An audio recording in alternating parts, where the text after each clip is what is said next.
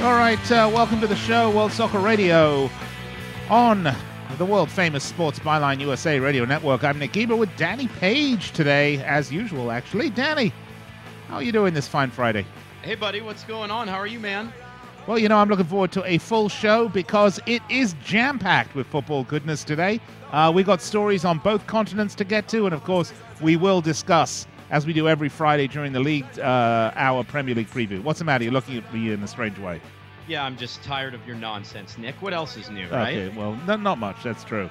So, Danny, we're going to continue our discussion about Chivas USA, which we started yesterday, and then we've had unbelievable response, I have to say, about this from punters across these great lands. What are punters? Well, punters are, listeners. Well, it's a polite way of saying fans, I suppose. Gosh, or an impolite. I don't know. I get really tired of your lingo sometimes. The punters have spoken, and it is interesting, Danny, because the take across the board about the demise of Chivas USA is different depending on whether you're talking to a diehard Chivas fan or you're talking to a casual fan. It's really interesting because it's affected so many people, but I can't say I've had heard of too many tears being shed over this one, Danny. Yeah, I mean, is it really the demise or is it a brand new beginning? I think that's what a lot of Chivas fans are going to talk to us about today. Give us a call, 800-878-PLAY. That's 800-878-PLAY, or tweet us at World Soccer Radio. I think Chivas fans feel like this is a chance for a rebirth, the renewal of their fanship of what has been known as LA's second team. So we've got that, Nick. Plus, we'll talk about your beloved Barclays Premier League as we preview the matches ahead on a bit of a dull weekend, I must say. Well, okay, only a couple of big matchups, but actually, Danny, the big story again here in the United States, I'm going to ask you this. Has this just been the absolute best MLS offseason ever? I think it has, and I'm going to tell you why when we come back. Also, we'll continue our discussion about crappy owners and how they destroy the game for the fans of their teams, and we're going to mention some people in particular, so get your notepads out, get your pen, get ready to tweet your indignation. We might have your team on that list. 800-878-PLAY, 800-878-PLAY. Big hello to our men and women in uniform listening around the world on American Forces Radio. It is a pleasure and a privilege to speak to you each and every weeknight as we do right here on the Sports Byline Network. Of course, if you're listening on an affiliate station of the Sports Byline Network or on iTunes or at iHeartRadio.com, or you're watching our magnificent mugs on YouTube via Watch WSR, hope you enjoy the show. We'll be right back after this.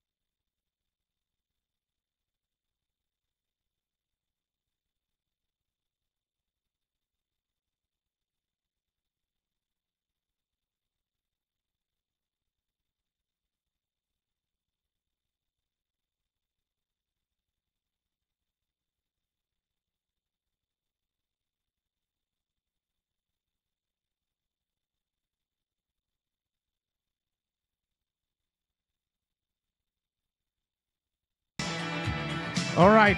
Welcome back Stop to the show. texting. World Soccer Radio. Sorry about that. You had to send a text. You know, I was thinking, wouldn't it be interesting to get Christian Miles on, because he did play-by-play for Chivas USA when they had an English language broadcast, get his take on it. So sending a little text out to Milesy, see if he wants to come in. You just thought of this now? Yeah, you know, I can't help it, man. It's that great, you know, it's all that wonderful preparation we do. I thought you were supposed to get better with age or something. Not me. Welcome back, World Soccer Radio, 800-878-PLAY, or find us on Twitter at World Soccer Radio. I'm Nick Geber with Danny Page. Look, Ew. It is a strange time when we have the Premier League weekend restarting again after FA Cup, and I want to talk Major League Soccer. There has to be something wrong with me, Danny. Do I need to visit the doctor? You're just broadening your views. You know, it's kind of like the American fans that get into the Barclays Premier League. Your British snobbery is being taken down a bit, and you're interested in American soccer. I'm a My Old Workhorse. I'm not a My Little Pony. So, or I'm the Sanford and Sons. I'm not sure what it is. You're like Happy Days. Yeah. But, you know, Danny, I will say this. One of the things that I've always said about Major League Soccer, and I've said this for 12 years, is that until it gets to the point when there is stuff to talk about outside of what happens on the pitch, when it reaches that point, it will be a league worthy of discussion. And I have to tell you, it has reached that point and plus, because I think we've had the best MLS offseason ever. Let's look at the storylines that have happened this offseason, Danny. Sure, Danny. It's been incredible. Well, let's start the end of sort of last half of last season. Of course, we had Clint Dempsey coming back to play in Seattle. That was a big story, right? Then, of course, obviously. We have the sort of the great disappointment of Seattle, you know, not doing well in the playoffs. And of course, I actually thought the finals were a little bit of a what's a disappointment, because they were good, but I mean there weren't any sort of great storylines, I didn't think, in the finals. Then we get into the off season. It was an interesting final, though. Going that deep in penalties was a lot of fun. As I said, the thing that bothered me is that it was right during the peak of the American football season. Yeah, you know, right, exactly. And then then we add to that. Let's start. Then we have Michael Bradley. Mm-hmm. Coming back to the U.S., that was a huge story and a great story as well. Mm-hmm. And then, of course, we have the David Beckham in Miami situation, and we've got Orlando City coming into the league, and we've got all of these cities around the country now sending their mayors up to woo Don Garber so that their city will be the next great MLS franchise. That's pretty interesting stuff. And then, boom, then you have the league reaching down deep into the crap pile of teams and pulling up Chivas USA and saying, you know, we're done with having a struggling franchise. They haven't done this since they did this with the two Florida teams, Danny. But this time around, they pulled them up. They said to their... And listen, what Kyle said to us yesterday, Danny, was fascinating. Because after the show, if you remember yesterday, we had Kyle McCarthy on, the MLS editor for Fox Sports. He's great, by the way. Yeah, he's a favorite guest. Great guest. Really, really a big up-and-comer in the world, I have to tell you, in the football world. But so we had Kyle on, and we forgot to ask him about the lawsuit. Right? The lawsuit. He told us that the lawsuit was settled almost immediately. Quote, done and dusted. Done and dusted.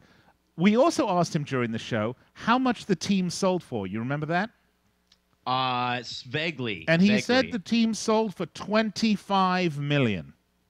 Now, I just want to put this into some perspective, Danny. And Please do. A year ago, Jorge Vergara was trying to sell Chivas USA for $80 million. Right. Not 80. How did he get that number? He got that number because he paid out his partners, right, Antonio Quay and his brother, $40 million for their share, therefore valuing the franchise at $80 million. Well, and that's also kind of the standard fee to buy an MLS franchise. It is. So considering that they already have the infrastructure built and all, if he's selling for $80 million in a market like LA, it's kind of a deal. Right. You know, it's kind of a steal. He would see it as. Yet Kyle told us yesterday the league purchased the team back from Vergara for $25 million, which was the original franchise fee. Danny, this isn't. Think about how this works, and think about the press releases that we heard from both these guys. Mm-hmm. You know, oh well, when Jorge took control of the team, he realized that he couldn't do it the justice that he wanted, and there is only one Chivas, and That is absolute rubbish, Danny. That is But he tried, Nick. complete, He tried. derived, 100% rubbish. And I'll tell you, he put his stamp on it. He tried to put his stamp on an organization, Yeah. and the stamp just wore off. I don't. no, you're missing the I point, don't- Danny. The point I'm saying is that it's rubbish because the story, the narrative being told by MLS and Vergara is complete crap. I'm going to tell you why. Fair. No guy in his right mind is going to say, I have an investment that's worth $80 million, but it's a hassle, and I have to do a rebranding, and I've got this other great team down here that I'm working, that I own, Chivas.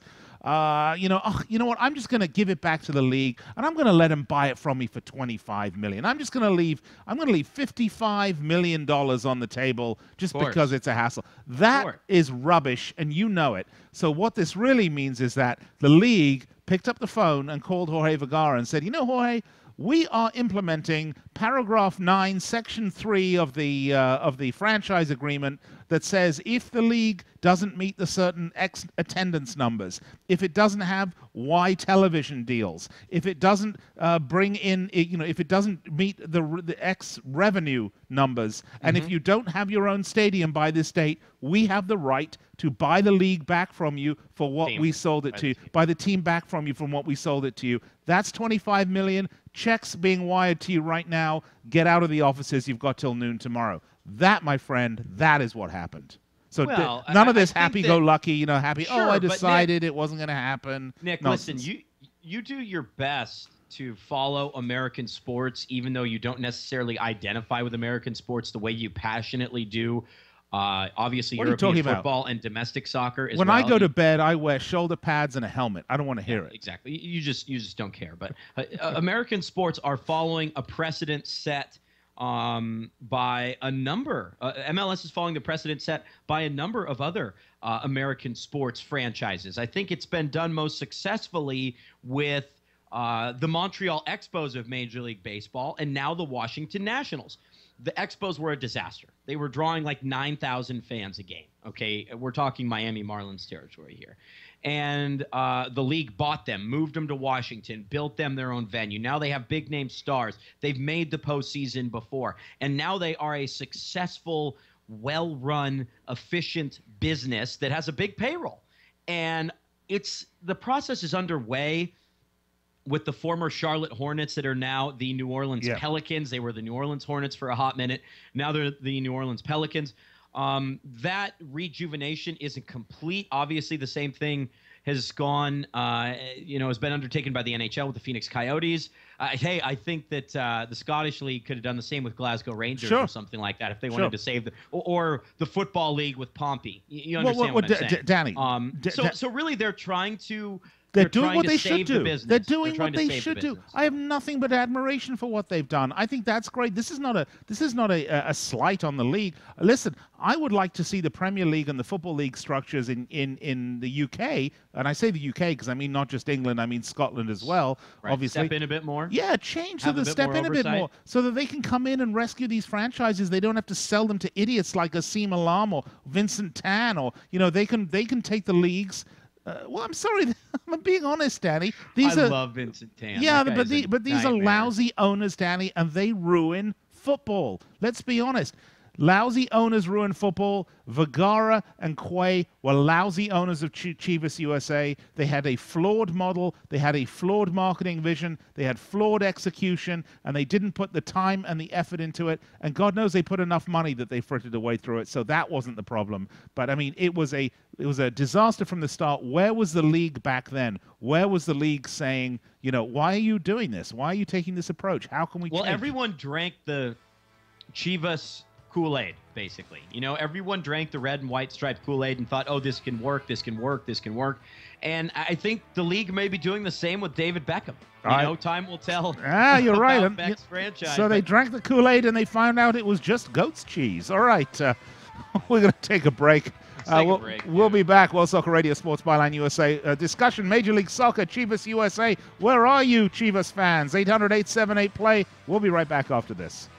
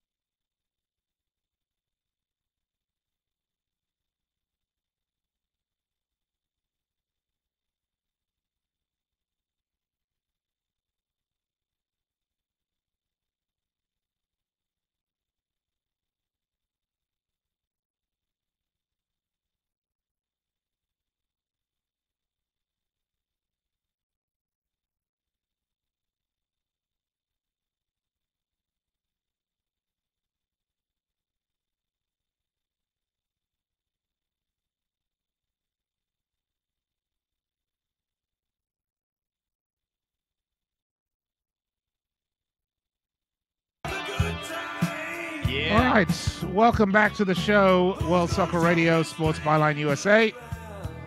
I'm Nick, and he's Danny. It's a little Pink Floyd for you. Yeah, we are expecting a call from Christian Miles, who's the former play-by-play guy for Chivas USA. We're hanging on for Christian. In the meantime, though, we do have some callers. We are talking Chivas USA and what I think has been an extremely proactive move by the league, but don't believe the press release that you're reading, folks. Trust me, at no point, if the numbers that we were told by Kyle McCarthy, who I have no reason to question his facts, because he is a quality journalist.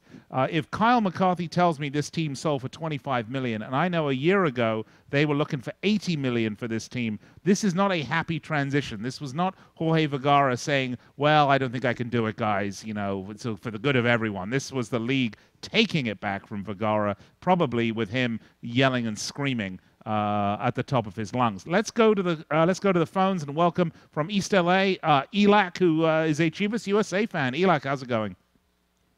Good, man. Thanks for having me on. Well, it's a pleasure to have you on, Elak. So talk to us. How are you feeling about this? I mean, you're a Chivas fan. Are you sad that Vergara's gone? Are you sad that it will no longer be Chivas USA? Or are you just happy to have a team that can be potentially well run? Both. I mean, I want to say it's almost a little bit bittersweet. I mean, Vergara did buy into this league. He did, bring in a franchise in a market that already had one. And I wouldn't be an MLS fan, Christian Miles, if it weren't for Vergara, because I had no interest in the Galaxy or any other MLS club. And Chivas USA resonated with me and my family, and it was really cool. But just like all things, man, it kind of just went south almost as soon as he, turned his back. And I've said it before, he's like a deadbeat dad. He's like, hey, I'm going to do this, I'm going to do that. And, like, none of it ever came into fruition. So, man, I compared it earlier to, like, for us Chivas USA fans, like, Tom Hanks being on the island in Castaway talking to a volleyball. But I think I got my movies mixed up, man. I think I feel more like Tom Hanks and Captain Phillips when he gets rescued by the Navy SEAL team. Yeah. Like, that's what it felt like yesterday, man. Like, wow, the league just bought the team. Wow. So, in many ways, it's like, hey, it had to end. I agree with you. I don't think it was a happy ending. And, onward and upward, man, because my friends, all our people in the Black Army, we wanted this. We pushed for this. We got laughed at. We got our backs turned by other Chivas USA supporters. We were told to shut up. We had banners taken down. And that basically bought us respect from all the other supporter groups because, like, hey, man, we're willing to take a stand against our owner. And now we got vilified last night by Don Garber and the rest of the league. Right. So now the owner is gone, but the branding of the team, the Chivas brand, how important was that to you? Or is it more important to have your own team that maybe specializes or has a Hispanic focus? Because I would imagine that the new owner that takes over will do that. I mean, how important is it to have your own team and your own stadium? And it's sad that you're going to lose the Chivas branding, but did the branding really mean that much to you? The branding of Chivas does not. A brand new brand, a new identity. Yes, I'll settle for an LA Aztecs if that's what it becomes. But Chivas, the name Chivas is a name of history, has honor for a lot of Chivas de Guadalajara fans. It just did not. Sorry about that. It just did not resonate well because it also was very polarizing. Club America fans were not going to come. Right. El Salvadoran, Central American fans are not going to come because we're talking about a brand in Mexico that only plays, a club that only plays Mexicans. You can't do that. You can't do that legally, even if you wanted to. Right.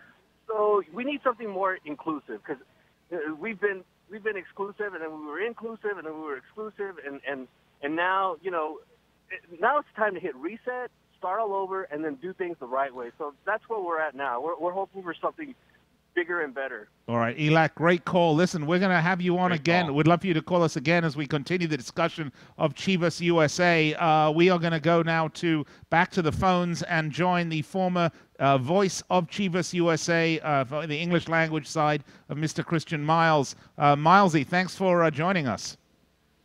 Hey, happy to be here, Nick. How are you? Well, really a big couple of days, and as this story has sort of started to percolate, tell us, what are your feelings for this, Miles? I'd have to say that it's a positive. It's a much overdue takeover because under the leadership of Jorge Vergara, it's a situation where it's basically gone out of the frying pan and into the fire. The worst got worser, if you will. Yeah. They eliminated the English language television last year, which was, as far as I'm aware of, a precedent that's been set for the first time by an MLS club. Attendance dwindled to a new low, and we can talk about the futility on the field. Everybody knows that. It's a positive. It's they say you got to hit rock bottom. Chivas has hit rock bottom, but now you can rebuild, and it'll be interesting to see if it can realize and tap into the Hispanic and community in Los Angeles. The potential is unlimited. Yeah, and it's such a wonderful, vibrant community here in Los Angeles that's really, I thought was pandered to really a sort of the basis level, honestly, to be quite frank with you, about Chivas. I mean, it was like, we're going to stick this team up, we're going to give it the name, we're not going to have our own home, but you're going to come because of Chivas, because you're Mexican, they just want so much more than that, Miles. And I think when they saw it and they heard it and they came out and they saw the product on the field and the package that was delivered to them, and you compare it to all the other teams around the league, it was substandard. And they don't deserve substandard. They deserve the best there is. Yeah, it was presumptuous down to the slogan of the inaugural season, El fútbol está aquí, the real football is here. And it showed an arrogance, it was presumptuous. And to quote Don Garber, the execution was failed and faulty, and he's exactly spot on in it. And it all credit to Luis Bueno, who's a former MLS writer who's written online. This was a team from 2006 to 2009 in the regular season that was amongst the top three for 4 years during that span. So it's a team that could achieve, but it was hamstrung, and there is potential there. They scratched the surface. I think now, once they get a new ownership group in, and a lot is being made of, should we call them the LA Aztecs, should we call them this or that? Who cares? They can wear potato burlap sacks and canvas bottoms. The most important thing is for them to get a solid ownership that's committed to developing its own stadium. But most important of all, they have to win. If you win, the rest will sort itself out later. Miles, it's interesting to me because when I look at what happened at Chivas, and as I said, I thought that they were really pandering to the Hispanic community, kind of we're the great Mexican Chivas team. You're going to support us. You're going to throw your support behind us no matter what we do. And anyone that takes over that team, that wants to market that team to the Hispanic community, has to know that this is one of the most discerning football consumers on the planet. This is an ethnic group that has been born and bred and raised on global football, and they can smell a rat when you present them with one, but they can also smell something that's good, that's committed, that's moving in the direction if you present it to them. Don't you think? Absolutely, and to expand on that point, I mean, the very premise of Chivas USA, it automatically fragments a Latin American community. Yeah. You put yourself in a subsection of Mexican fans, let alone any other fans from any culture from Central America.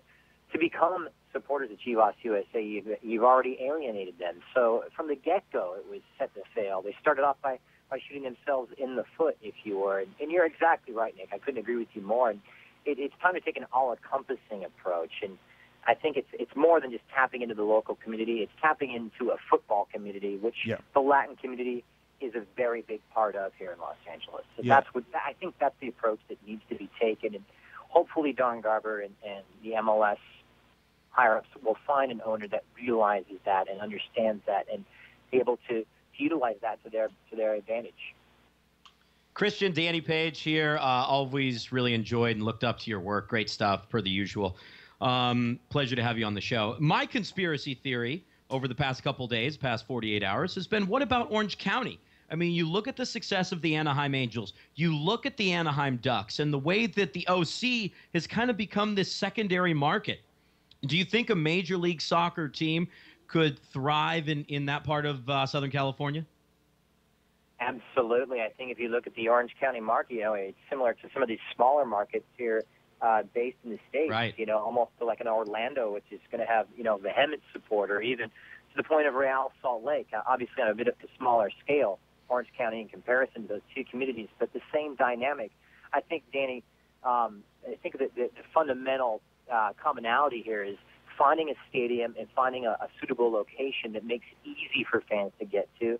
And let's be honest, if you're trying to tap into the Latin American community, you've got to make it central to their community, but you've also make it walk-up friendly, because this is a community that doesn't go in and buy season tickets like LA Galaxy supporters will, Yeah.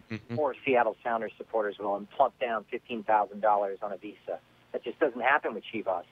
And they had season ticket supporters of 400, I think about 400 at one time, which is laughable. But that's the reality of what they're dealing with. The stadium location is central, whether it be Santa Ana, whether it be San Diego, whether it be East Los Angeles. It needs to be set up much in a way like we've seen the models of success here with Portland, with Seattle, namely being in a city center, and whether that's Orange County or, like you said, or anywhere else. That's the fundamental aspect that needs to be employed, I think.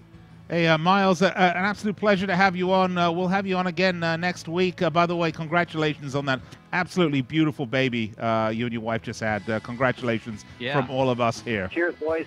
All right, thanks a lot. Cheers, Thanks, brother. Good work. Thanks for having me on. Christian Miles, former voice of Chivas USA. All right, folks, World Soccer Radio, when we come back, we're going to continue the discussion and get into our Premier League preview at some point here, too. We'll be right back after this.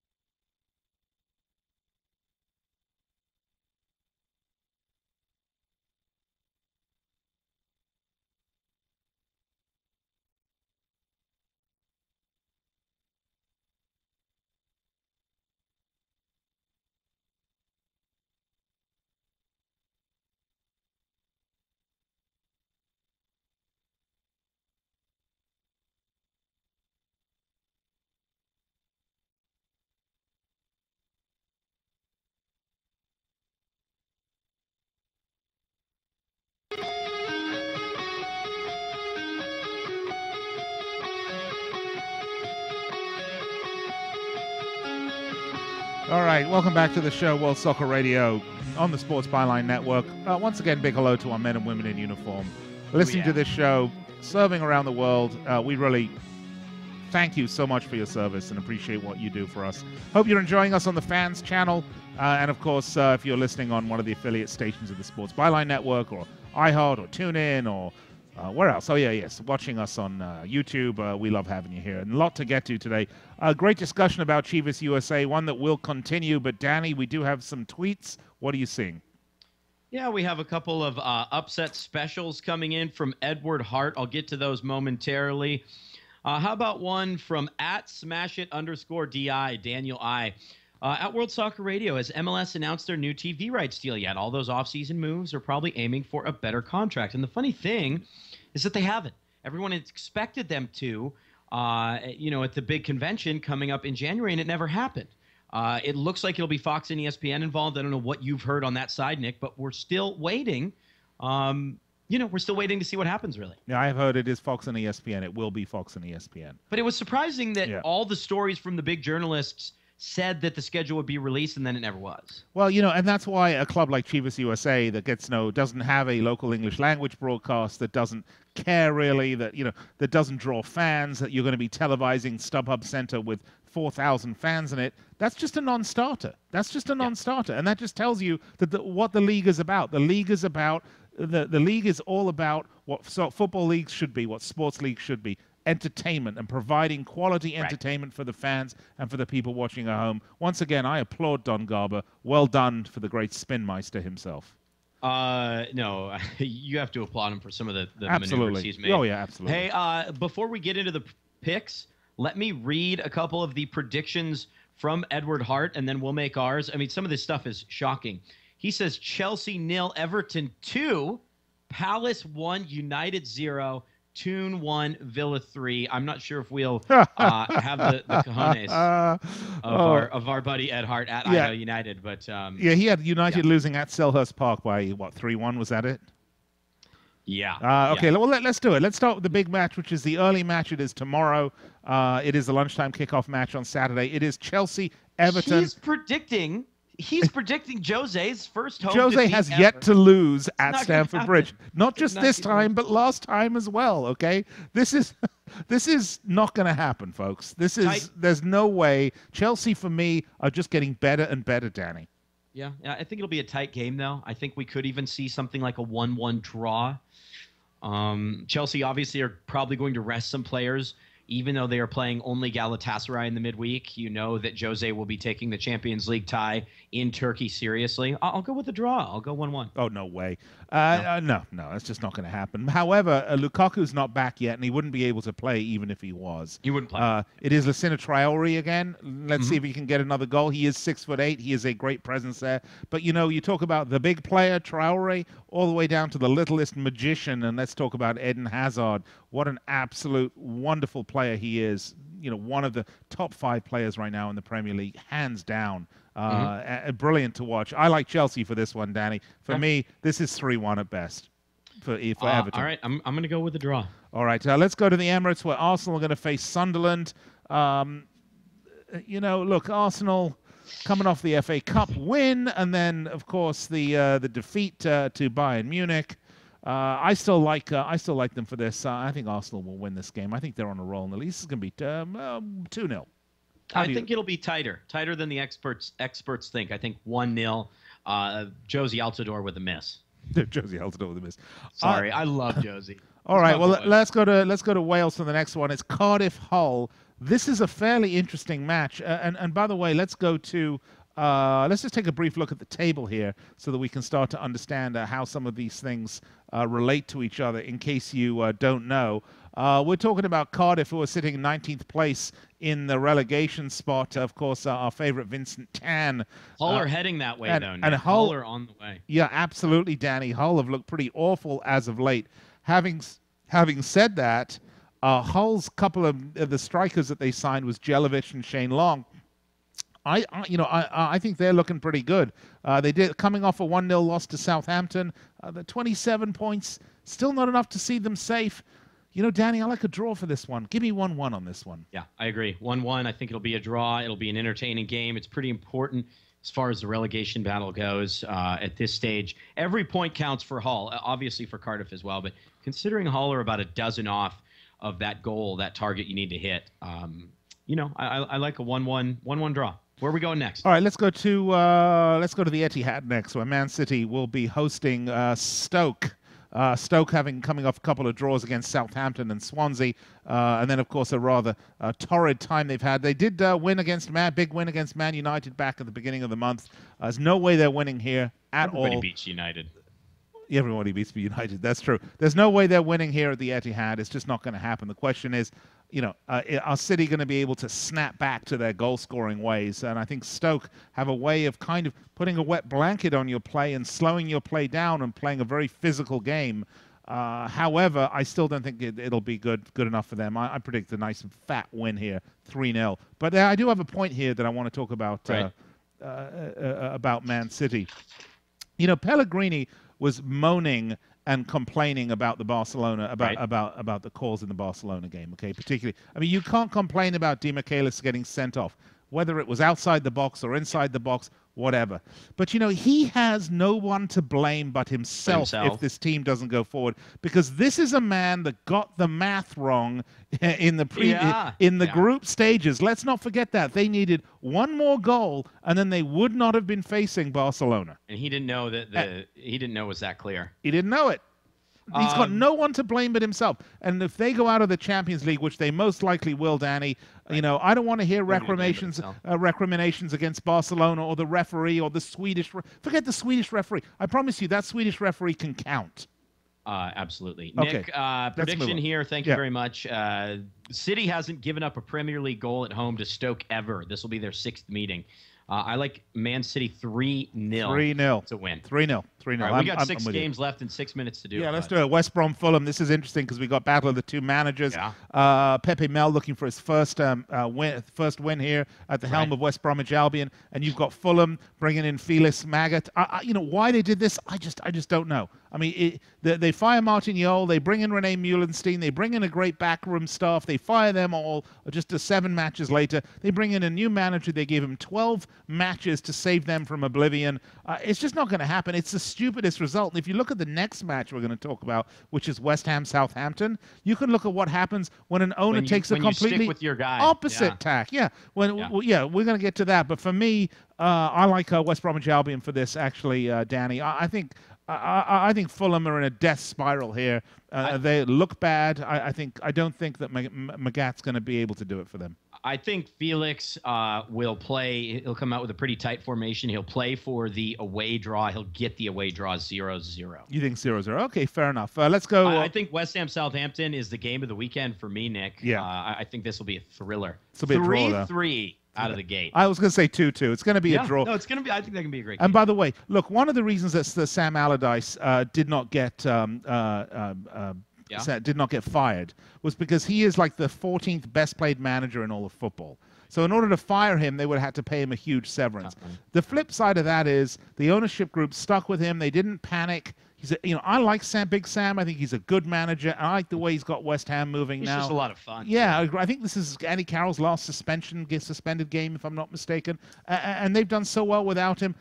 For me, I'm going to go 2-2, and I love both these teams right now, by the way, particularly Southampton. Either one could win. Either one could win. But I think if any team's going to nudge it, it's going to be West Ham at home. Dare we say either one could win tomorrow's 5:30 kickoff? You're talking about Crystal Palace. Selhurst Park. There's no way United lose this game, Danny. No way. I know I say that. Wayne Rooney signs a new deal, as I said he would do, and it's a very smart move for them, by the way. And I know people are saying that's a lot of money, Danny, but think about how much it would have cost them to sign a player of Wayne Rooney's caliber as a replacement. It would have been a lot more than the £300,000 a week they're paying Rooney. It would have been a huge salary plus an acquisition fee. Plus, they put him under contract, and if he wants to go down the line, they can always sell him and get value. Great move by United. Palace are just as close to are just as close to United as United are to Chelsea. That is true. That is a fact. However, if United are 15 from the top and Palace are 16 from United, but I'm going to give I'm going to give you a scoreline here, Danny. Yeah. 4-0 away for United. This is a game that I'm will going show. to go the other way. I'm going to go with Ed Hart's 1-0. Okay, this is a game that will show United are back on track. Re-sign Rooney. Good feelings all around. I think United come back with this. However, they are too far gone to get fourth place, but they will make a run here.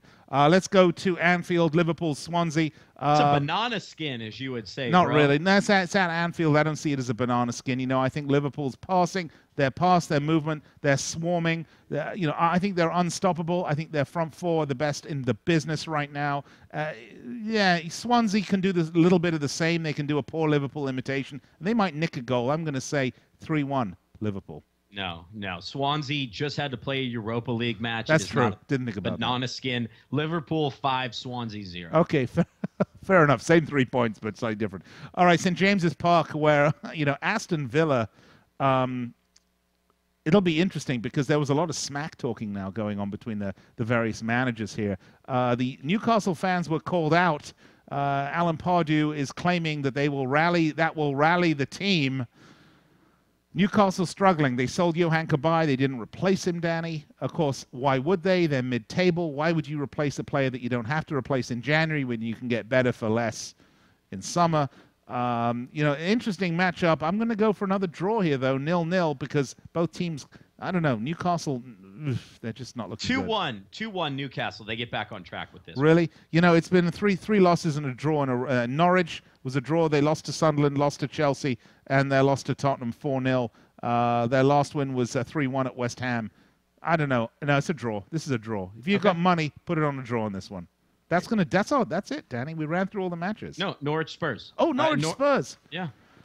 Wow. East Anglian football. You love East Anglian football. I want a Canaries shirt. I have a good friend from Although Santa I know Barbara you're not referring here. to Spurs. I have a good friend from Santa Barbara who who was a huge Canaries fan, and I want one of those yellow shirts one of these days.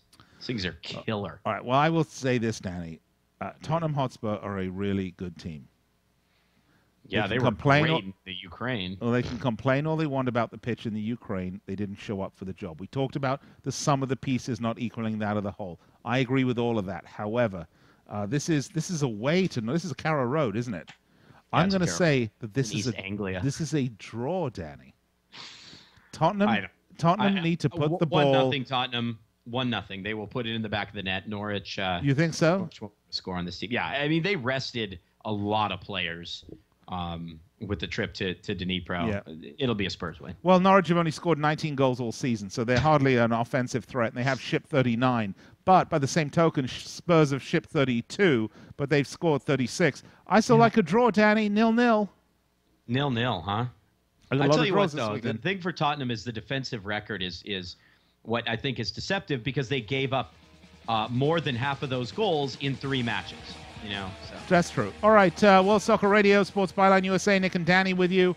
We are talking about the Barclays Premier League, which thankfully returns this weekend. We're going to go to break. We're going to come back and wrap it up here, so don't go anywhere. It's a great time to use the loo so you can come back all ready to go for the last short segment. All right, we'll be right back.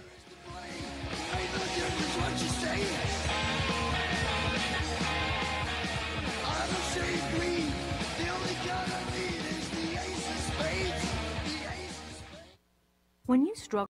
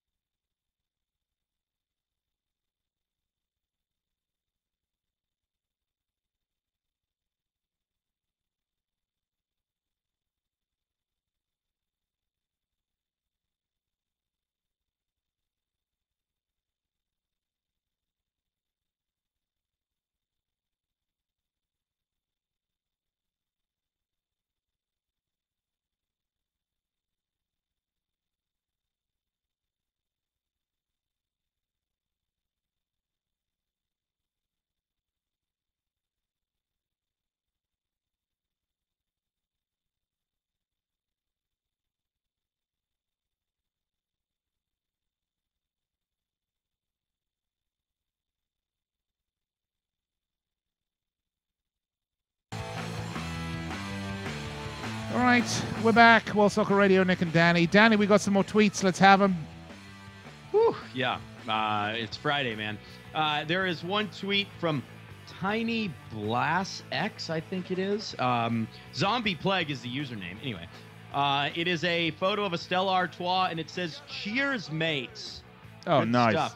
How about Matthew Mueller chimes in? It says, "Sunderland 1, Arsenal 0, with Wenger resting Ozil." Because Ozil's so depressed after his penalty miss. I mean, come on, Ozil. 44 million. You need to be able to get over that and move put on. that away. But you got to put it away. Yeah, absolutely. Here's That's one right. from @CollinsDrew. Nick, do you think LFC was trying to buy a winger so Sterling could move to fullback for this season? Will this hurt them in 2014? No. It's an interesting theory. You No, know? no, it's an Their interesting theory, fullbacks but are awful. yeah, They're that's terrible. true. Glenn Johnson's done. Well, Glenn Johnson's been injured, and he is just coming back now, by the way, from injury. So we'll see what Jose happens. Enrique's not very good either. You need your head examined. He's been injured as well, and he's coming back. So we're going to see what happens, but no. Enjoy John Flanagan or whatever. All right, You're gonna win the Kolopienko. I know Premier they League were with trying to John- sign Kolopienko, but that didn't work. You're not going to win the Premier League with John Flanagan, dude. Hey, watch out. They might just do it. All right, Danny, anything else? Nick? That's all I got. All man. right, That's all I okay. got. It's been fun. Have a good weekend. Yeah, you too, folks. Once again, we watch all these matches over the weekend and we tweet furiously, so you can kind of continue the whole show experience during the matches. It's like Mystery Science Theater 3000 for football fans, for sport fans. Find us on Twitter @World Soccer Radio. We'll be on for all the matches, particularly the big one tomorrow, Chelsea-Everton, with the 4:45 Pacific time kickoff. Danny, I know you'll be up and chipper and ready to go for that one. No, I wake up for the 7 o'clock games because I have a radio show I do at 9 o'clock. So, Oh. but I don't get up at 4:45, man. Maybe stay up till 4:45, but I'm not getting up then. Are you crazy? All right, well, folks, enjoy the matches. Join us on Twitter @World Soccer Radio. In the meantime, you know where you have to keep your dial, because coming up next, the one, the only, the legend that is Mr. Ron Barr, right here on the Sports Byline USA Network. We're going to go. We'll be back Monday, 9 p.m. Eastern Time. Enjoy the matches this weekend. Cheers. We'll see you on Twitter. Peace.